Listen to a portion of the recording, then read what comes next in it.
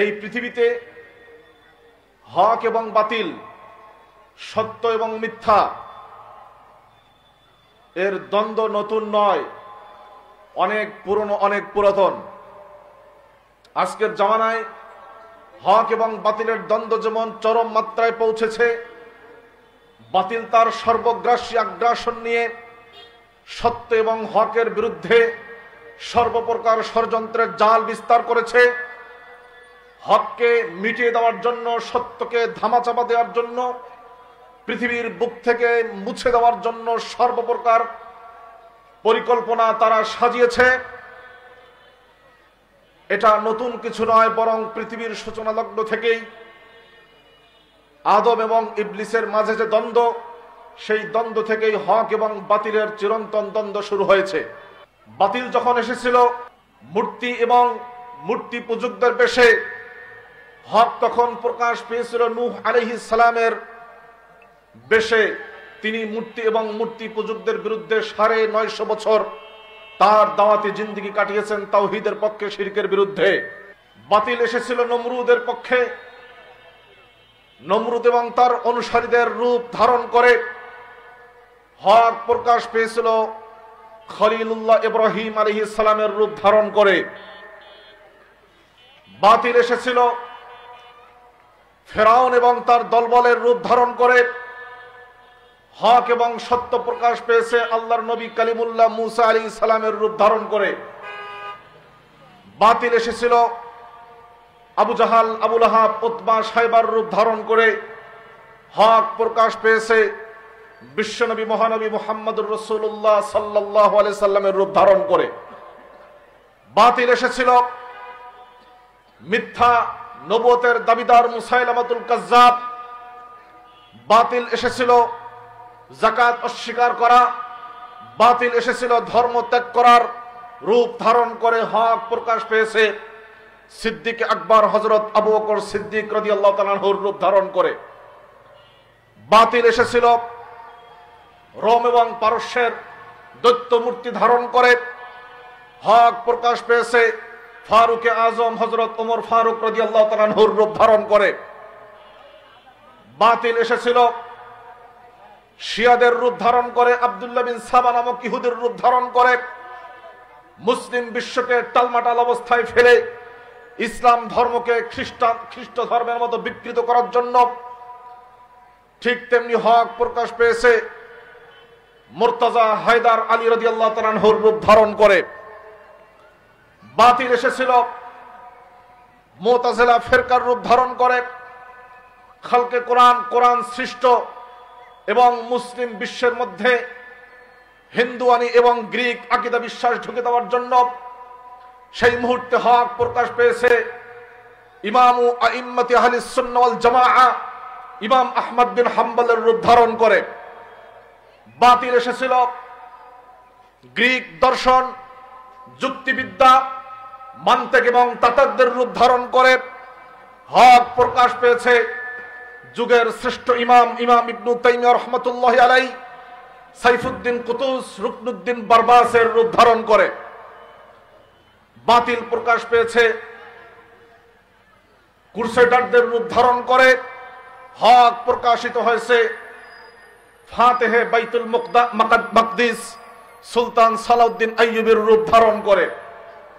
বাতিল এসেছে পাক ভারত উপমহাদেশে ইংরেজদের রূপ ধারণ করে ব্রিটিশ বেনিয়ারা ইস্ট ইন্ডিয়া কোম্পানির নাম দিয়ে এদেশের ধর্ম, সংস্কৃতি, রাজনীতি, অর্থনীতি, সমাজ সব কিছুকে যখন ধ্বংস করার নীল নকশায়, নীল চক্রান্তে যখন ব্যস্ত, এদেশের মানুষকে, এদেশের ধর্মপ্রাণ মুসলমানদেরকে ইসলাম থেকে বিচ্যুত করার সর্বত পরিকল্পনা যখন ইংরেজরা নিয়েছে, এদেশের সম্পদকে লুট করার সম্পূর্ণ ব্যবস্থা যখন করেছে, তখন হক প্রকাশ পেয়েছে ভারত গৌরব হুজ্জাতুল ইসলাম শাহ ওলিউল্লাহ মুহাদ্দিস দেহলভির রূপ ধারণ করে। বাতিল ইংরেজদের রূপ ধারণ করে এসছে। হক প্রকাশ পেয়েছে শাহ আব্দুল আজিজ মুহাদ্দিস দেহলভির রূপ ধারণ করে। শিখরা যখন, হিন্দু জমিদাররা যখন ইংরেজদের পক্ষাবলম্বন করেছে, তখন হক প্রকাশ পেয়েছে শহীদ বালাকোট আল্লামা সৈয়দ আহমদ বেরেলি এবং শাহ ইসমাইল শহীদ রহমতুল্লাহ আলাইহির রূপ ধারণ করে বাতিল প্রকাশ পেয়েছে। গোলাম আহমদ কাদিয়ানির নামে হক প্রকাশ পেয়েছে ফাতেহে কাদিয়ান আল্লামা সানাউল্লাহ অমৃত শহরের নামে, যার এক একটা বাহাস এবং মুনাজারায় গ্রামকে গ্রাম, শহরকে শহর, এলাকাকে এলাকা মানুষ কাদিয়ানি ধর্ম পরিত্যাগ করে, খ্রিস্ট ধর্ম পরিত্যাগ করে তারা নতুন করে তাদের ইসলাম ধর্মে ফিরে এসেছে। যুগে যুগে হক এবং এই বাতিলের লড়াই নতুন নয়, চিরন্তন এবং কিয়ামত পর্যন্ত চলবে।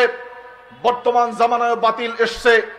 একটা হলো নব্য চিন্তক এবং দার্শনিক, তথাকথিত বুদ্ধিজীবী, তথাকথিত বাল তত্ত্বের নাম দিয়ে যারা ইসলামকে বিকৃত করে, বিকৃত মানসিকভাবে ইসলামকে প্রকাশ করতে চায়, ঠিক তেমনি অন্যদিকে যারা পবিত্র কোরআন এবং সুন্নাহর অমোঘ বিধানকে অস্বীকার করে কেবল কোরআনের কতিপয় বিধানকে মানতে চায়, ঠিক তেমনি ভাবে রাজনৈতিক অবস্থায় যারা সেকুলার রাজনীতির চর্চা করে ইসলামকে রাজনীতির ময়দানে স্থান দিতে চায় না, ঠিক তেমনি ভাবে যারা আঞ্চলিক এবং জাতীয়তাবাদের বিষ বাষ্পে নিজেকে জড়িয়ে ফেলে, যারা আঞ্চলিক এবং জাতীয়তাবাদের জাহিলাতে নিমজ্জিত, সেকুলারিজমের জাহিলাতে নিমজ্জিত, কমিউনিজমের জাহিলাতে নিমজ্জিত, ঠিক তেমনি এই মুহূর্তে হক প্রকাশ করার দায়িত্ব কাদের? হক প্রকাশ করতে পারবে তারাই যাদের কাছে হক আছে। যাদের কাছে হক নেই, যাদের কাছে সত্য নেই, সত্যের কোনো মানদণ্ড নেই, তারা কখনো সত্য প্রকাশ করতে পারবে না। যাদের কাছে হক আছে, যাদের কাছে সত্য আছে, যাদের কাছে সত্যের মানদণ্ড আছে তথা কোরআন এবং সুন্নাহ আছে, তারাই হক প্রকাশ করতে পারবে। আর কোরআন এবং সুন্নাহর অমোঘ বিধান একচ্ছত্রভাবে কোরআন এবং সুন্নাহর রাজত্বে যারা রাজ করে তারা হলো আহলুল হাদিস এবং সালাফিরা। কথা বলেন ঠিক কিনা? কাজেই আমাদের দাওয়াত, আমাদের আহ্বান নির্দিষ্ট কতিপয় মাসআলার নাম নয়। কবর পূজক, মাজার পূজক, শিরকের মধ্যে নিমজ্জিত জাতির বিরুদ্ধে আমাদের দাওয়াত। যে দাওয়াত আম্বিয়া কিরাম দিয়েছেন, ওয়ালাকাদ বাআসনা ফি কুল্লি উম্মাতির রাসূলা আনি আবুদুল্লাহ ওয়াজতানিবুত তাগুত। সমস্ত নবী এবং রাসূলের দাওয়াত ছিল মূর্তি পূজা, শিরককে বাদ দিয়ে মানুষকে মানুষের গোলামি থেকে মুক্ত করে এক আল্লাহর গোলামে রূপান্তর করা। যে কথা বলেছিলেন রিবিয়া বিন আমির রাদিয়াল্লাহু তাআলা আনহু 14 হিজরিতে কাদেসিয়ার যুদ্ধে যখন মুসলমানদের পক্ষে সেনাপতি ছিলেন হযরত সাদ বিন আবি ওয়াক্কাস রাদিয়াল্লাহু তাআলা আনহু, ইরানের অগ্নিপূজক পারসিক সাসানীয় সাম্রাজ্যের সেনাপতি ছিলেন মুহাবির রুস্তম।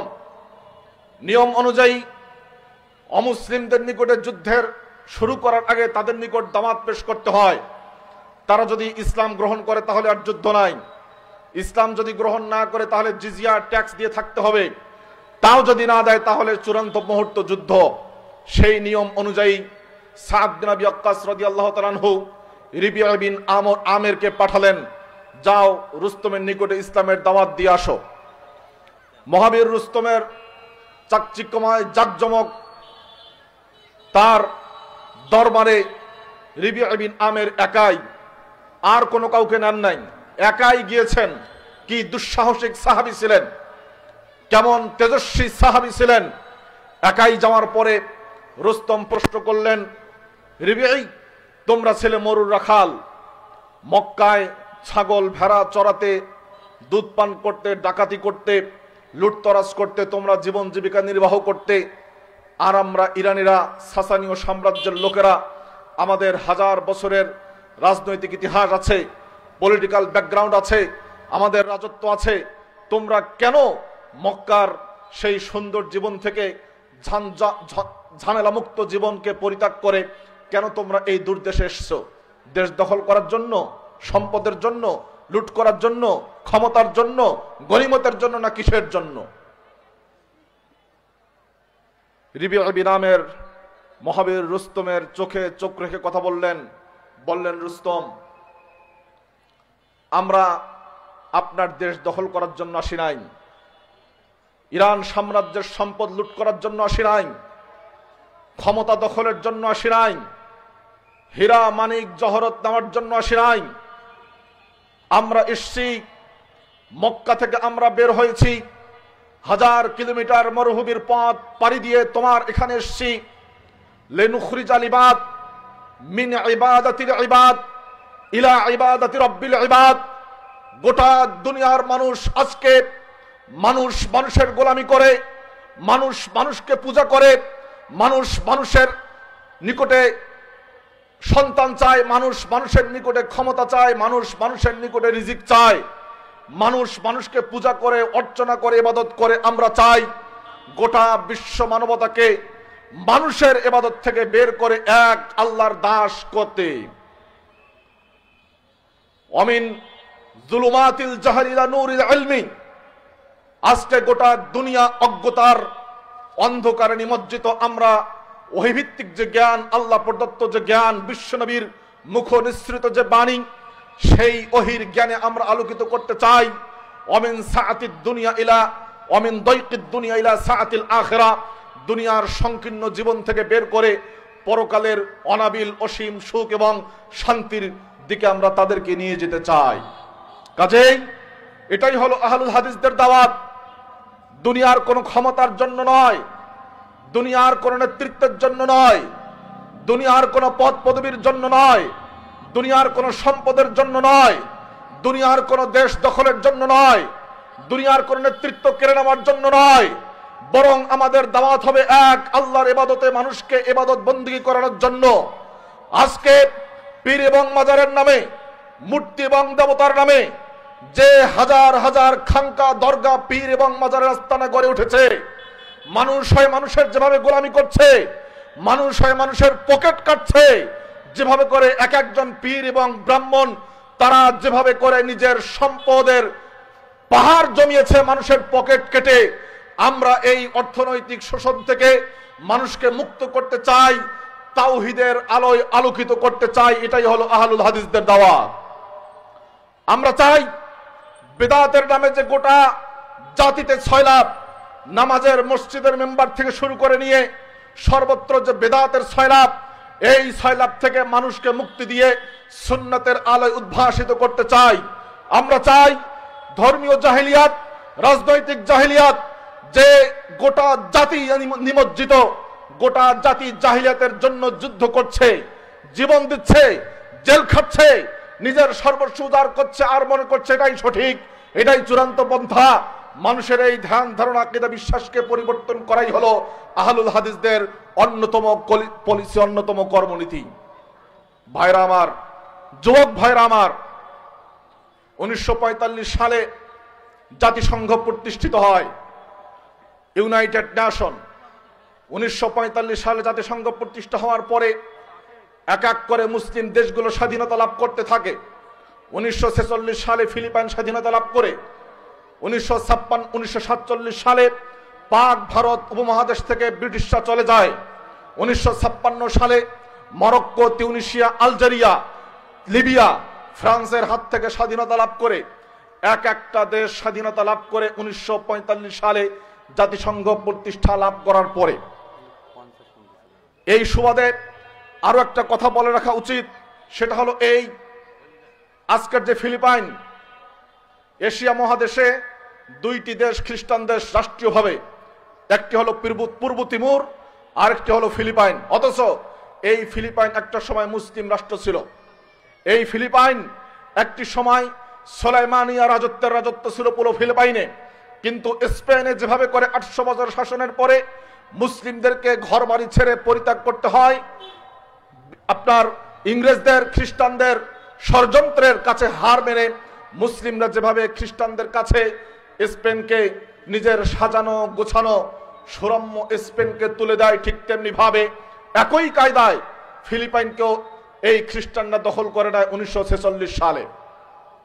আজকের যে থাইল্যান্ড, বড় লোকেরা ঘুরতে যায় থাইল্যান্ডে, থাইল্যান্ডের পাতায়া নগরী ছিল পাত্তানি সাম্রাজ্য, মুসলিম সাম্রাজ্য, হারিয়ে গেছে।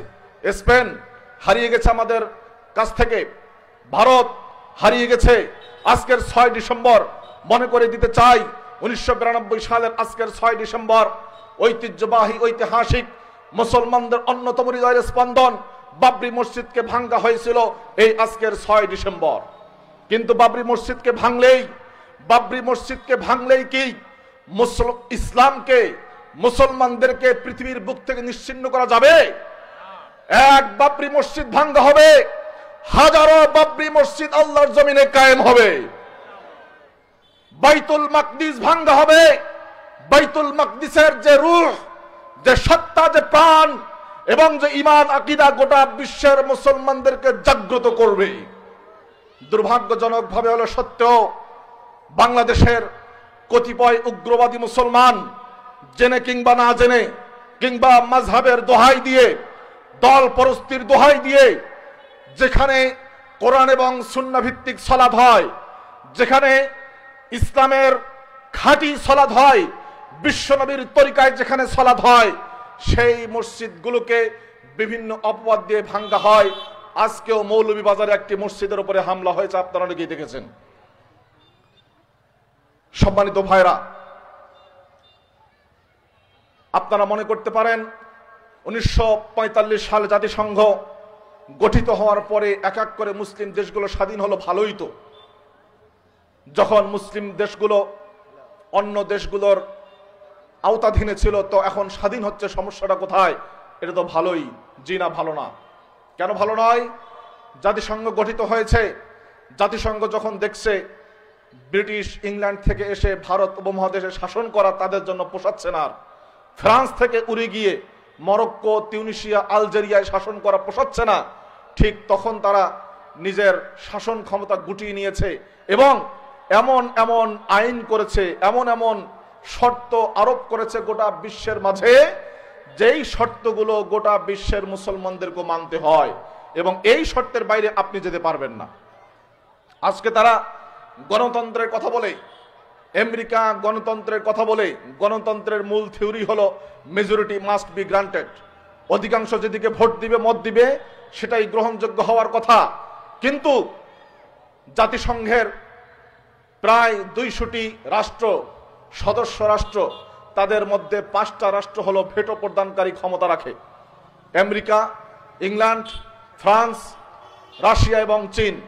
এই 5টি রাষ্ট্রের কোনো একটা রাষ্ট্র যদি ভেটো দেয়, নামত করে, না বলে, তাহলে বাকি 196, 97, 98টা রাষ্ট্র যদি পক্ষে ভোট দেয়, তাহলে সেটা কার্যকর হয় না। যেমন ফিলিস্তিন ইস্যু, ফিলিস্তিন ইস্যুতে গোটা বিশ্বের অধিকাংশ রাষ্ট্র বলছে ফিলিস্তিনকে পৃথক স্বাধীন রাষ্ট্রের মর্যাদা দিতে হবে। পৃথিবীর অধিকাংশ রাষ্ট্র, প্রায় 150টির মতো রাষ্ট্র বলছে ফিলিস্তিনকে পৃথক স্বাধীনভাবে ঘোষণা করা হোক, কিন্তু আমেরিকা ভেটো দিয়ে রাখছে। এক আমেরিকার ভেটোতেই বাকি 150টা ভোট বাতিল বলে গণ্য হয়েছে। তাহলে যে গণতন্ত্রের সবক তারা দেয়, মেজরিটি মাস্ট বি গ্রান্টেড, অধিকাংশের মতেই চূড়ান্ত, এই গণতন্ত্রের সবক কি শুধু আমাদের জন্য, আমেরিকার জন্য নয়? যদি তাই হয়, তাহলে অধিকাংশ রাষ্ট্রের ভোট পাওয়ার পরেও কেন ফিলিস্তিনকে আজ পর্যন্ত, এখন পর্যন্ত একটি স্বাধীন, সার্বভৌম, স্বতন্ত্র রাষ্ট্রের মর্যাদা দেওয়া হলো না? কাজেই গণতন্ত্রের এই বুলি, ফাঁকা বুলি, এটা মুসলমানদেরকে এবং সাধারণ মানুষদেরকে আইওয়াশ করার জন্য গণতন্ত্রের এই ফাঁকা বুলি আমাদের সামনে পেশ করা হয়েছে। সুতরাং ভাইরা আমার, আজকে আহলে হাদিস যুবকদেরকে, আহলে হাদিস তরুণ সমাজকে, ছাত্র সমাজকে নতুন করে ভাবতে হবে, নতুন করে চিন্তা করতে হবে। আমাদের বিরুদ্ধে যত ষড়যন্ত্র, আজকে আপনারা জানেন কিনা আমি জানি না, আমেরিকার নিকটে ইসলামে তো অনেকগুলো দল আছে, ইসলামের অনেকগুলো দল আছে, ইসলামের অনেকগুলো গ্রুপ আছে। আমেরিকার কাছে কোন গ্রুপ সবচেয়ে বেশি ভয়ঙ্কর, ক্ষতিকর, আপনারা কি জানেন? কোন গ্রুপ? সালাফি গ্রুপ। আহলে হাদিসরা আমেরিকার কাছে সবচেয়ে বড় ক্ষতিকর এবং মারাত্মক ভয়ানক। কারণ হলো এই, যারা সালাফি, যারা আহলুল হাদিস, তারা মিশ্রিত ধর্মের অনুসরণ করে না। যারা সালাফি, যারা আহলুল হাদিস, তারা বিশ্বনবী সাল্লাল্লাহু আলাইহি সাল্লামের তরিকা, সালাফ সাহাবায়ে কেরামের তরিকা, সালাফে সালেহিনের যে তরিকা, তারা যে পথে চলেছেন সেই পথে চলতে চায়। যে কথাটা বিশ্বনবী বলেছেন, তারাকতুকুম আলাল মাহাজ্জাতিল বাইদা লাইলুহা কানাহারিহা লা ইয়াজিগু আনহা ইল্লা হালিক, আমি তোমাদেরকে একটা স্পষ্ট দিনের মতো উজ্জ্বল দিনের মতো তরিকায় পথের উপরে রেখে গেলাম। এর মধ্যে কোনো ঝামেলা নেই, অস্পষ্টতা নেই, কোনো ধরনের সন্দেহের অবকাশ নেই। এই পথ থেকে বিচ্যুত হতে পারে ওই ব্যক্তি যে ব্যক্তি পথভ্রষ্ট। সাহাবায়ে কেরামের যে পথ, সাহাবায়ে কেরামের যে তরিকা, যে নীতি এবং আদর্শ, সেই আদর্শেই আহলুল হাদিসরা চলতে চায়। এই জন্যই আমেরিকার সবচেয়ে বড় শত্রু হলো সালাফিরা। আমেরিকার সবচেয়ে নাম্বার 1 লিস্টেড যারা, তারা হলো আহলুল হাদিসরা। আমার ভাইরা, আপনারা ব্রিটিশ আমলের কাহিনীও পড়ে থাকবেন। যখন এদেশে ইংরেজ বেনিয়ারা শাসন করত, তখন ব্রিটিশদের নিকটে সবচেয়ে বড় ক্ষতিকর, সবচেয়ে বড় মারাত্মক ভয়ানক শত্রু কারা ছিল? আহলুল হাদিসরা। কারা ছিল? আহলুল হাদিসরা। তাদের আহলে হাদিস অথবা ওয়াহাবি যদি কেউ পাওয়া যায়, যেখানেই পাওয়া যাবে ওয়াহাবিকে, তাকেই গ্রেফতার করা হবে। এটা ব্রিটিশদের সাধারণ নিয়ম ছিল, একেবারেই সাধারণ নিয়ম। এমনকি শাইখুল কুলফিল কুল, শাইখুল আরব আল আজম মিয়া মোহাম্মদ নাজির হোসেন দেহলভী রহমতুল্লাহ আলাইহি ৮০,০০০ ছাত্র যার পুরো পাক ভারত উপমহাদেশে আহলে হাদিস মাসলাককে ছড়িয়ে দিয়েছে, তার বাসায় একটা বই পাওয়া গেল। সেই বইটা একটা হলো উসুলে হাদিস, ইলমে হাদিসের একটি বই, নুখবাতুল ফিকার। এই বইটা পাওয়া যাওয়ার অপরাধে তাকে পুলিশ গ্রেফতার করলো। পুলিশ গ্রেফতার করার পরে বলল যে এই তো যেন তেন কোনো বই না, এই বই আমরা পড়তেই পারতেছি না, এত মারাত্মক বই, তার মানে এই বইয়ে আমাদের বিরুদ্ধে সমস্ত ষড়যন্ত্র করা হয়, এর মাধ্যমে আমাদের ষড়যন্ত্র করা হয়। এই রিপোর্ট যখন পেশ করা হলো, মিয়া নাজির হোসেন দেহলভী কোর্টে দাঁড়িয়ে জজ সাহেবকে বললেন, জজ সাহেব, আপনি এমন উকিল নিযুক্ত করছেন আপনারা আমার বিরুদ্ধে যে এই বইটাই পড়তে পারে না, এই বইটা তো কোনো ষড়যন্ত্রের বই না, এটা হলো হাদিসের জ্ঞানমূলক একটা বই, হাদিসের নীতিশাস্ত্রমূলক একটা বই। আজকের যুগে যেমন অনেক সময় নামাজের বই পাওয়া গেছে, উজুর বই পাওয়া গেছে, রোজার বই পাওয়া গেছে, তায়াম্মুমের নিয়ম পাওয়া গেছে, এই বই দেখে বলা হয় যে জঙ্গি বই পাওয়া গেছে। হয় না অনেক সময় বলে যে জঙ্গি বই, এত মূর্খ এরা। ঠিক একই কায়দায় ব্রিটিশ আমলেও মিয়া নজির হোসেন দেহলভীকে হাদিস শাস্ত্রের একটা বইকে তারা বলছে এটা জঙ্গি বই। এই আহলুল হাদিসরা, ব্রিটিশরা, তারা সীমান্ত অঞ্চলে বিশেষ করে যে আন্দোলন, দুর্বার আন্দোলন গড়ে তুলেছিল, তারা ইংরেজদের বিরুদ্ধে যে আন্দোলন গড়ে তুলেছিল, আজকের এই বর্তমান যুগে এসেও এই আন্দোলন নিয়ে গবেষণা হবে, কিন্তু দুর্ভাগ্য মুসলমানদের, আমরা সেই আন্দোলনের ইতিহাস সম্পর্কে কদাচিত জানি না। আমরা সেই পূর্বসূরীদের ইতিহাস অনেকে অস্বীকার করি, অনেকেই জানি না, অনেকেই শুনলেও গুরুত্ব দেই না। কিন্তু আমাদের পূর্বপুরুষরাই ইংরেজ খেদাও আন্দোলনের সবচেয়ে কার্যকরী ভূমিকা পালন করেছিলেন, যার ফলশ্রুতিতে আপনাদের এই অঞ্চলের শরীয়তপুর, ফরিদপুর, এই অঞ্চলের বিখ্যাত আলেম হাজী শরীয়তুল্লাহ, নাম শুনছেন না? হাজী শরীয়তুল্লাহ, যার নামে শরীয়তপুর নামকরণ করা হয়েছে। হাজী শরীয়তুল্লাহ তিনি ছিলেন হানাফি মাযহাবের একজন আলেম। তিনি যখন সৌদি আরব গেলেন হজ করার জন্য, হজ করার সময় গিয়ে সেখানে দুইজন আলেমের সাক্ষাৎ পান। একজন হলেন সৈয়দ আহমদ বেরেলি, যিনি বালাকোটের জিহাদের মূল নায়ক ছিলেন, আমির শরীয়ত। আর একজন ছিলেন শাহ অলিউল্লাহ মুহাদ্দিস দেহলভী রহমতুল্লাহ আলাইহি। এই দুইজনের সাক্ষাৎ পান। তখন গোটা আরবে ওয়াহাবি আন্দোলন, মোহাম্মদ বিন আব্দুল ওয়াহাবের আন্দোলন তুঙ্গে। মোহাম্মদ বিন আব্দুল ওয়াহাবের আন্দোলন গোটা সৌদি আরবের ভিতকে নাড়িয়ে দিয়েছে। শিরিক এবং বেদাতের বিরুদ্ধে তার এই আন্দোলন দুর্বার গতিতে যখন চলছে, তখন ঠিক সেই সময় সৈয়দ আহমদ বেরেলির সাথে হাজী শরীয়তুল্লাহ মক্কায় সাক্ষাৎ করেন। সাক্ষাৎ করার পর তিনি বুঝতে পারেন আমাদের দাওয়াতের ফোকাসটা কোন দিকে দিতে হবে, কোন কাজে দাওয়াত করতে হবে। তিনি গ্রামে ফিরে আসেন। হজ করার পর ফিরে আসার পরে তিনি দেখলেন যে প্রতিটা বাড়িতে হয় শিরিক হয়, না হলে বেদাত হয়, কেউ আল্লাহর তাওহীদ বোঝে না। এরপর তিনি ইসলামের মৌলিক যে বিধান, ইসলামের আসল যে বিধান, ফরজ যে বিধান, এই বিধান কায়েমের জন্য আন্দোলন শুরু করলেন। এই বিধান কায়েমের জন্য দাওয়াত দেওয়া শুরু করলেন। প্রতিটি বাড়িতে, মহল্লায়, এলাকায় আন্দোলন গড়ে তুললেন শিরিক এবং বেদাতের বিরুদ্ধে, তাওহীদ এবং সুন্নাহর পক্ষে। ইসলামের মৌলিক বিষয় বাদ দিয়ে মানুষ ওরস, মান্নত, মাজার ইত্যাদি ইত্যাদিতে গোটা এলাকায় যখন সয়লাভ, তখন তিনি এইগুলোর বিরুদ্ধে আন্দোলন গড়ে তুললেন। তার এই জন্যই আন্দোলনের নাম দেওয়া হলো ফরাইজি আন্দোলন। ফরাইজি আন্দোলন মানে যিনি ইসলামের মূল বিষয়, ফরজ বিষয়গুলোর দিকে মানুষকে আহ্বান করেন, তার আন্দোলনের নাম হলো ফরাইজি আন্দোলন। সেই ফরাইজি আন্দোলনের প্রাণ পুরুষ হাজী শরীয়তুল্লাহ একদিকে যেমন মুসলমানদের ধর্মীয় সংস্কার করা শুরু করলেন, ঠিক তেমনি অন্যদিকে ইংরেজ এবং হিন্দু জমিদাররা, যখন হিন্দু জমিদাররা দাড়ি রাখার জন্য মুসলমানরা যেন দাড়ি রাখতে না পারে, দাড়ির উপরে কর বসিয়েছিল। দাড়ি রাখতে হলে এত টাকা বার্ষিক কর দিতে হবে। কেউ গরু জবাই করতে পারতো না কোরবানির দিনেতেও। ঠিক এইরকম অত্যাচার যখন চলছে মুসলমানদের বিরুদ্ধে, তখন ঠিক একদিকে তিনি তাওহীদ এবং সুন্নাহর আন্দোলন করেছেন, অন্যদিকে ইংরেজ এবং তাদের দালাল সেই জমিদারদের বিরুদ্ধে দুর্বার আন্দোলন গড়ে তুলেছিলেন।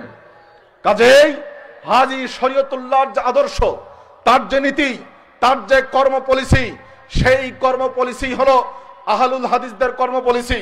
আমাদের একদিকে যেমন শিরিকের বিরুদ্ধে তাওহীদের পক্ষে, বেদাতের বিরুদ্ধে সুন্নাহর পক্ষে, কুফুরের বিরুদ্ধে ঈমানের পক্ষে দুর্বার আন্দোলন গড়ে তুলতে হবে, একদিকে যেমন সমস্ত বাতিল ফিরকা, সমস্ত বাতিল আকীদা, সমস্ত বাতিল বিশ্বাস, সমস্ত বাতিল মতবাদের বিরুদ্ধে আন্দোলন গড়ে তুলতে হবে, ঠিক তেমনি ভাবে শোষণ, দুর্নীতি, অপসংস্কৃতি, কুশিক্ষা এবং যত ধরনের অন্যায় অবিচার আছে তার বিরুদ্ধে আমাদেরকে আওয়াজ তুলতে হবে।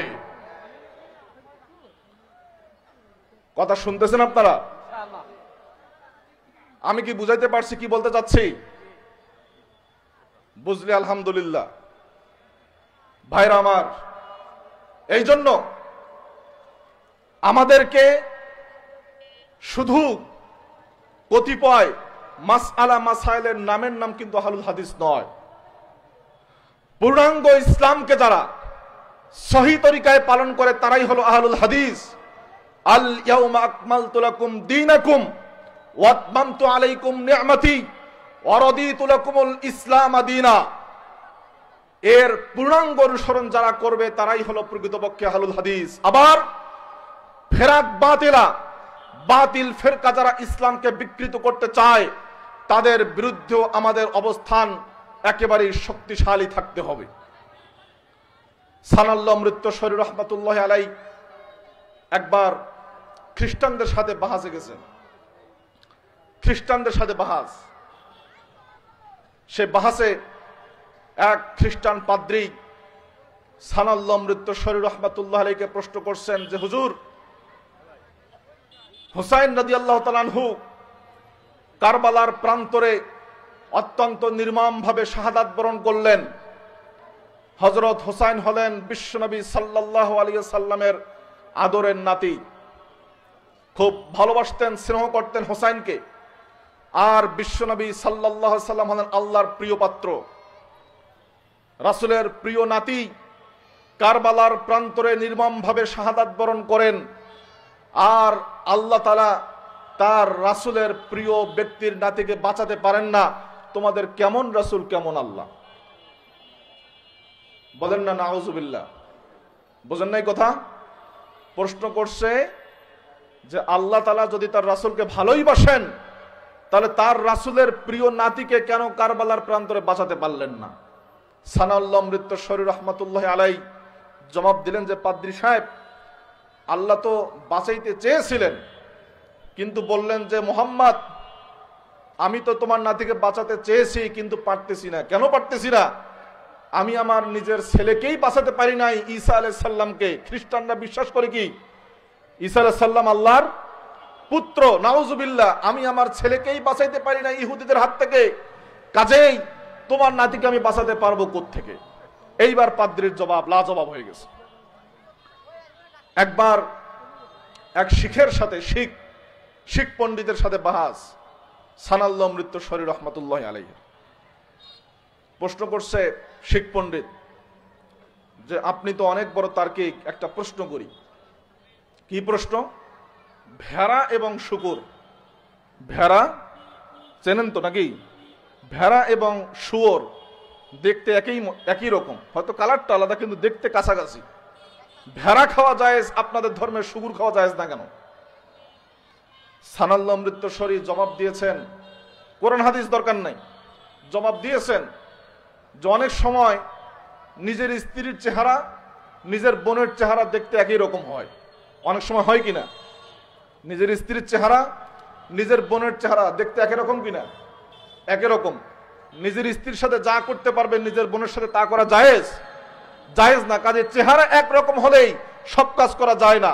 শুকুর এবং ভেড়ার চেহারা একরকম হলেও শুকুর খাওয়া যাবে না, কিন্তু ভেড়া ঠিকই খাওয়া যাবে। এইরকম পণ্যমতি সম্পন্ন ছিলেন সানাল্লাহ অমৃতসরী রহমতুল্লাহ আলাই। তার অনুসারী আমরা। অন্যায় অত্যাচারের বিরুদ্ধে যেমন আমাদের অবস্থান অত্যন্ত সুদৃঢ়, ঠিক তেমনি আহমদ বিন হাম্বলের অনুসারীও আমরা, যিনি তার যুগে একাই হকের পক্ষে লড়ে গেছেন। একাই একাই একাই। কোরআন আল্লাহর সৃষ্টি নাকি আল্লাহর কালাম?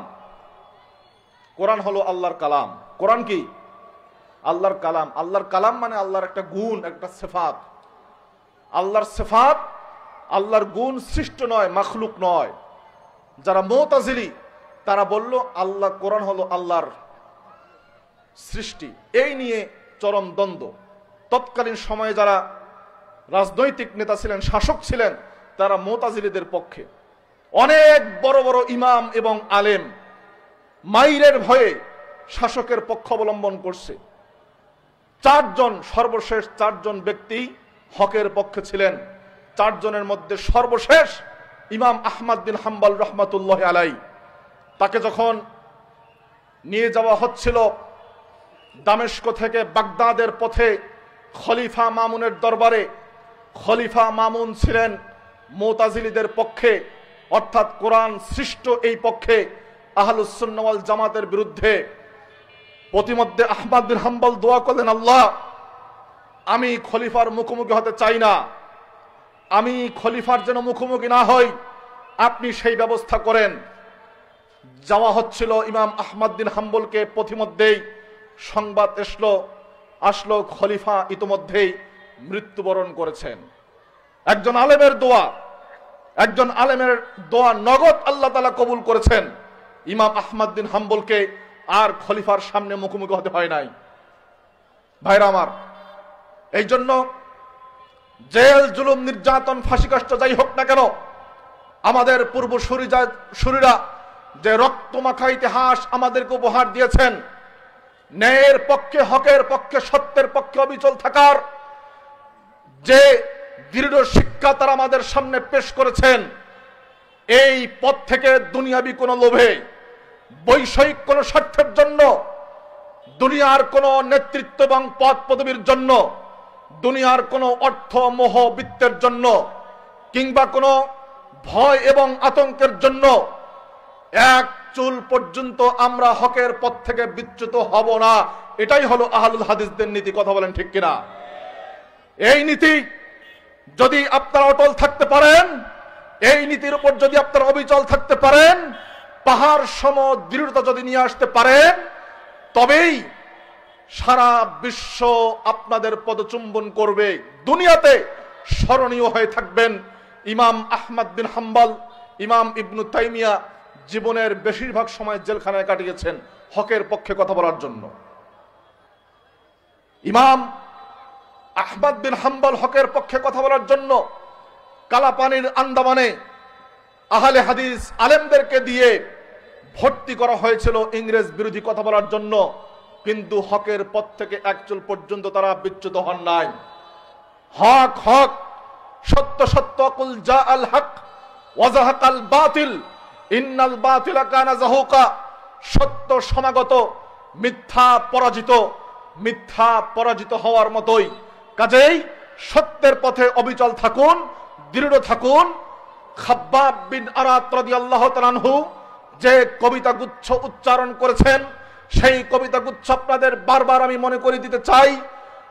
ফালাস্তু উবালি হিনা উক্তালু মুসলিমান, আলা আইয়ি জামবিন কানা লিল্লাহি মাসরাই ওয়া যালিকা ফি যাতিল ইলাহি ইয়াশা ইউবারিক ফি আওসালি শিলবিন মুমাজ্জাই।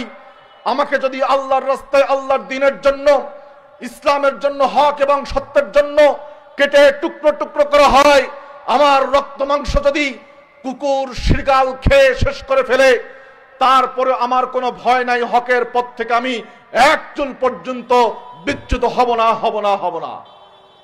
ভাইরা আমার, এই জন্য কোরআন এবং সুন্নাহর একনিষ্ঠ, সত্যনিষ্ঠ, একাগ্র অনুসারী আহলুল হাদিসরা, এতে কোনো সন্দেহ নাই। আমরা যদি বসি, অসংখ্য প্রমাণ দেখিয়ে দিতে পারবো আহলুল হাদিসরাই সত্যপন্থী। আকীদার ক্ষেত্রে, আমলের ক্ষেত্রে, মুআমালাতের ক্ষেত্রে, ইসলামের যত অনুষঙ্গ আছে প্রত্যেকটা ক্ষেত্রে আমাদের মানহাজ, আমাদের মাসলাক, আমাদের স্টাইল, আমাদের মেথড, আমাদের সবকিছুই কোরআন এবং সুন্নাহর সমর্থিত। কারণ আহলে হাদিসরা কোন ইমামের নিকটে, কোন নেতার নিকটে, কোন রাজনৈতিক নেতার নিকটে, কোন ধর্মীয় ইমামের নিকটে আহলে হাদিসরা তাদের মাথা বন্ধক রাখে নাই। যারা কথা বলে মাঠে ময়দানে, তারা কেউ রাজনৈতিক নেতার কাছে তাদের মাথা বন্ধক রেখেছে। যারা ধর্মীয় স্তরে কথা বলে, তারাও তাদের ইমামের কাছে, পীর এবং গাউস কুতুবের কাছে মাথা বন্ধক রেখে কথা বলে। তাকলিদের শাখসির মালা তারা গলায় পরিয়ে দিয়েছে। গলায় পরিয়ে দেওয়ার কারণে তারা সেই জায়গা থেকে বের হয়ে আসতে পারে না। আহলুল হাদিসদের ইমাম, নেতা, সর্বজন মান্য একজন, তিনি হলেন মুহাম্মদুর রাসূলুল্লাহ সাল্লাল্লাহু আলাইহি ওয়াসাল্লাম। কোরআন ঘোষণা দিচ্ছে, ইয়াওমা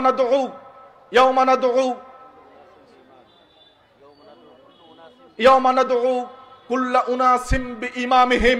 কিয়ামতের দিন আমি প্রত্যেক ব্যক্তিকে তার নেতা সহকারে ডাকবো।